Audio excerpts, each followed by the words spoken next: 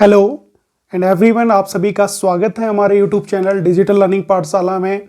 और जैसा कि आप लोगों को बताया गया था कि 20 फरवरी से हम लोग डिजिटल लर्निंग पाठशाला जो हमारा यूट्यूब चैनल है उस पर class 12th political science CBSE board के बच्चों के लिए एक रिवीजन क्लासेस स्टार्ट कर रहे हैं।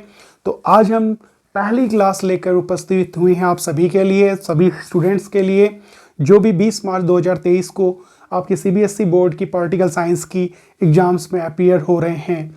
तो आज के इस वीडियो में हम लोग डिस्कस करेंगे आपकी समकालीन विश्व राजनीति के पहले अध्याय को, जो कि है दो ध्रुवीयता का अंत। यदि अभी तक आप लोगों ने हमारे YouTube चैनल को सब्सक्राइब नहीं किया है तो सबसे पहले आप इस YouTube चैनल को सब्सक्राइब करिए, ताकि आप अन्य जो आपकी कक्षाएं होंगी उनका भी बेनिफिट आप सभी बच्चों को मिल सके। तो चलिए शुरू करते हैं आज का वीडियो। आज का वीडियो शुरू करने से पहले मैं आपको कुछ सुनाऊंगा मोटिवेशनल शायरी। तो सबसे पहले ये याद रखिएगा कि जब टूटने लगे हौसले तो ये याद रखना कि बिन मेहनत के हासिल तक तो ताज नहीं होते।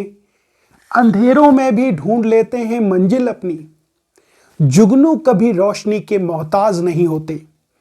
तो इन्हीं पंक्तियों के साथ शुरू करते हैं हमारी आज की पहली क्लास, दो ध्रुवीयता का अंत। हम डिस्कस करेंगे ये पूरा कंप्लीट।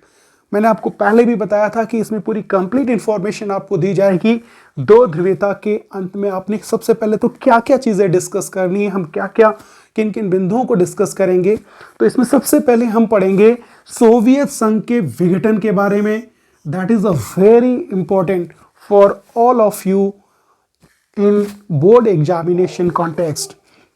यानी कि सोवियत संघ के विघटन के बारे में जानने से पहले हम लोग सोवियत प्रणाली को डिस्कस करेंगे।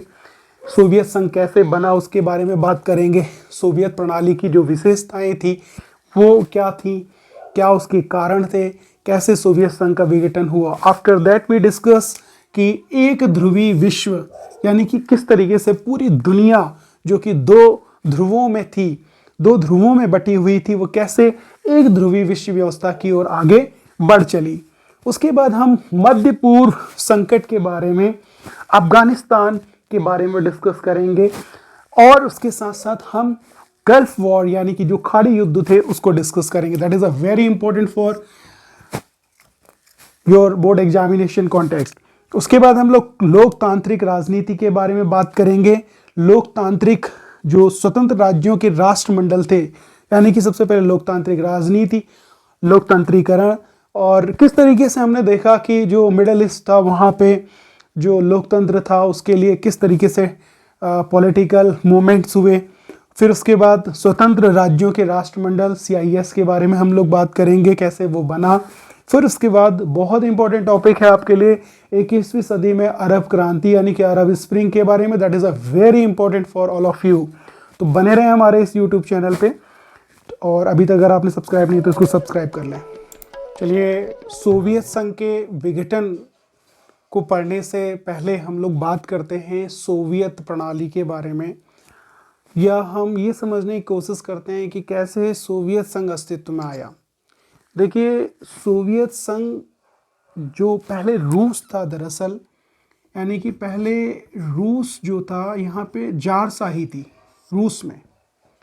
और रूस में क्या हुआ कि 1917 में एक रेवोल्यूशन हुआ, बोल्शेविक रिवॉल्यूशन, यानी कि एक बोल्शेविक क्रांति हुई, जो कि जिसके अगुवा जो थे व्लादिमीर लेनिन थे, यानी कि उन्हें बोल्शेविक क्रांति का प्रणेता भी कहा जाता है।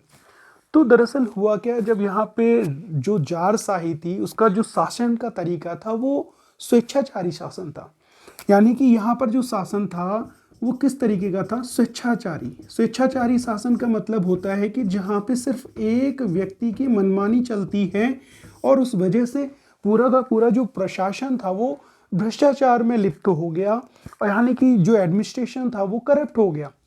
और इस तरीके से लोगों तक जो लाभ थे, लोगों तक जो योजनाएं थी वो सही तरीके से नहीं पहुंच पाई। यानी कि इक्वालिटी का जो कॉन्सेप्ट था, समानता का जो कॉन्सेप्ट था, वो पूरी तरीके से यहाँ पर छिन्न भिन्न हो गया। और इस वजह से जो जनता थी वो अपने आप को शासक के साथ जोड़कर नहीं देख पाई, और इसलिए हमने देखा कि बोल्शेविक दल के नेतृत्व में यहाँ पे रेवोल्यूशन हुआ, बोल्शेविक क्रांति हुई यहाँ पे। और इस तरीके से हमने देखा कि जो सोवियत प्रणाली थी वो रूस में पूंजीवादी व्यवस्था के विरोध में, पूंजीवादी व्यवस्था के विरोध में समाजवादी समतामूलक आदर्शों को स्थापित करने के लिए अपनाई गई एक प्रणाली थी, जिसकी वजह से हमने देखा कि रूस में पूंजीवाद के विरोध में समाजवाद को लेकर आया गया। अब आप एक चीज समझने की कोशिश करिएगा कि आखिर पूंजीवाद और समाजवादी व्यवस्था में अंतर क्या होता है। पूंजीवादी व्यवस्था और जो समाजवादी व्यवस्था थी, इन दोनों में ही क्या डिफरेंसेस हैं, ये समझने की कोशिश करते हैं। समाजवादी व्यवस्था, देखिए जब हम बात करेंगे पूंजीवादी व्यवस्था के बारे में, तो आपने देखा होगा पूरी दुनिया में जो पश्चिमी यूरोप के देश हैं उनमें पूंजीवादी व्यवस्था थी। तो यहाँ पे दरअसल क्या होता था, यहाँ पे जो संपत्ति होती थी, निजी संपत्ति, उसको राज्य के नियंत्रण से बाहर रखा जाता है पूंजीवादी व्यवस्था के अंतर्गत। दरअसल यहाँ पे विकास का आधार व्यक्ति को माना जाता है और उसे अपनी तरीके से काम करने की छूट दी जाती है, यानी कि लिबरलिज्म को अपनाया जाता है, उदारवाद को यहाँ पे अपनाया जाता है। जबकि समाजवादी व्यवस्था के अंतर्गत ऐसा नहीं है, बल्कि यहाँ पे ये माना जाता है कि जो विकास का आधार है वो समाज है, यानी कि विकास का जो आधार होगा वो समाज होगा, और जो संसाधन होंगे जितने भी वो राज्य के नियंत्रण में होंगे, और राज्य निजी संपत्ति को अपने नियंत्रण में रखेगा। यानी कि यहाँ पे सार्वजनिक संपत्ति होगी, सार्वजनिक खेती होगी, सार्वजनिक फार्म होंगे, और इस तरीके से जो पूरा का पूरा राज्य नियंत्रित ढांचा यहाँ पर अपनाया जाएगा, जिससे समाज में समतामूलक आदर्श स्थापित किए जाएंगे, इक्वालिटी को और यहाँ पे जो लिबर्टी है उसको ज़्यादा प्रोत्साहन दिया जाएगा। इसी वजह से ही रूस में जारशाही का जो स्वेच्छाचारी शासन था उसको बोल्शेविक जो क्रांति थी, जो कि क्रांति कब हुई 1973 में, इसने बोल्शेविक जो क्रांति थी इसने उखाड़ फेंका। बोल्शेविक क्रांति इसने क्या करा, इसको उखाड़ फेंका और इसकी जगह पर एक नया ढांचा बनाया गया, एक नई व्यवस्था स्थापित की गई। पूरी की पूरी जो व्यवस्था है वो परिवर्तित कर दी गई समाजवादी व्यवस्था के अंतर्गत, और इस प्रणाली को कहा गया सोवियत प्रणाली। और इस तरीके से हमने देखा कि द्वितीय विश्व युद्ध के बाद जो सोवियत संघ था उसने बहुत सारे अन्य जो गणराज्य थे, पूर्वी यूरोप के जो बाकी देश थे, वहाँ पर राजनैतिक, आर्थिक और सामाजिक जो व्यवस्था थी वो समाजवादी व्यवस्था के रूप में बाकी देशों को ढालने की कोशिश की। और इस तरीके से हमने देखा कि जो पूर्वी यूरोप के अधिकतर देश थे वहाँ पर इस प्रणाली को लेकर आया गया, इसको अपनाया गया, इस सोवियत प्रणाली को अपनाया गया। और इस तरीके से जो पूर्वी यूरोप के जो देश थे उनको कहा गया, उनको दूसरी दुनिया का देश कहा गया, जिन्होंने अपने यहाँ समाजवादी साम्यवादी व्यवस्था को अपनाया हुआ था, यानी कि साम्यवादी देश थे जिन्होंने अपने यहाँ सोवियत प्रणाली को अपनाया था। तो अंत में एक बार फिर से समझने की कोशिश करते हैं कि सोवियत प्रणाली क्या थी। इसका मतलब ये था कि रूस में जो पूंजीवादी व्यवस्था थी उस पूंजीवादी व्यवस्था की जगह पर एक नई व्यवस्था को स्थापित किया गया, समाजवादी व्यवस्था को, जिसके तहत वहां पर समाजवाद के जो समानता और समतामूलक आदर्श थे उनको स्थापित करने का प्रयास किया गया।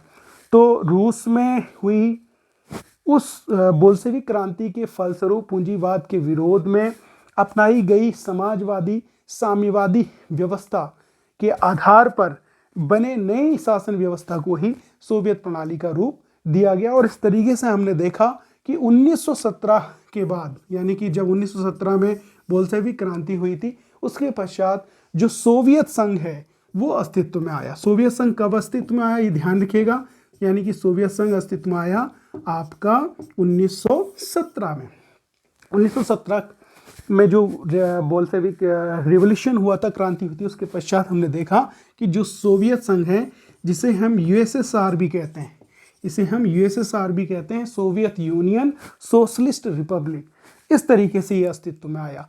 सोवियत प्रणाली के अंतर्गत देखिए क्या हुआ कि यहाँ पे सिर्फ एक पार्टी और एक स्टेट को प्राथमिकता दी गई, यानी कि बाकी संस्थाओं की तुलना में अगर हम देखेंगे स्टेट और जो दल था बोल्शेविक दल, जिसे कम्युनिस्ट पार्टी भी कहा जाता है, उसका जो राज्य था उसकी समस्त संस्थाओं पर क्या था, एकाधिकार था, यानी कि उसको प्राथमिकता दी गई थी। यहाँ पर निजी संपत्ति को राज्य के नियंत्रण में रखा गया था, सामूहिक खेती की बात की गई थी, सामूहिक फार्म विकसित करने की बात कही गई थी, और इस तरीके से हमने देखा कि ये सोवियत प्रणाली स्थापित की गई सोवियत संघ के अंतर्गत। और 1917 में जो बोल्शेविक क्रांति हुई थी उसके बाद ही सोवियत संघ अस्तित्व में आया, जिसे हम सोवियत यूनियन या सोशलिस्ट रिपब्लिक कहते हैं। अब हम बात करने वाले हैं कि सोवियत प्रणाली की विशेषताएं क्या थी और उसके दोष क्या थे। इन दोनों को ही हम समझते हुए चलेंगे।